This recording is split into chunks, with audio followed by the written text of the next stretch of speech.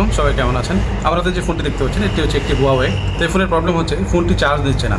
তো যখন আমি এই ফোনের চার্জার কানেক্ট করি তো এটা এম্পিয়ার দেখেন চার্জিং কানেক্টর পাচ্ছে আবার ছেড়ে দিচ্ছে। মানে যখন আমি ইনজেক্ট করি তখন এটা চার্জিং কানেক্ট পায় আবার অটোমেটিক ছেড়ে দেয়। তার মানে এই চার্জিং পোর্টটির সমস্যা আছে। তো এখন আমি এই চার্জিং পোর্টটি চেঞ্জ করব, তাহলে আমার সঙ্গেই থাকুন।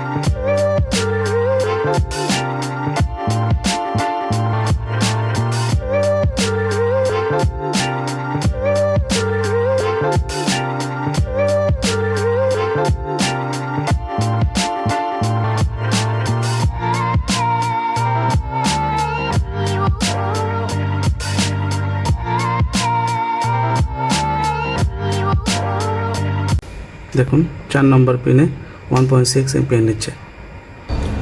তো দেখতে পেলেন গাইস, ফোনটির চার্জিং পোর্ট চেঞ্জ করা হয়ে গেছে এবং ফোনটি কমপ্লিটলি সুন্দর চার্জ নিচ্ছে। এরকম আরও ভিডিও পেতে অবশ্যই আমার চ্যানেলটিকে সাবস্ক্রাইব করবেন, লাইক করবেন, শেয়ার করবেন এবং অবশ্যই একটি কমেন্ট করবেন। ধন্যবাদ।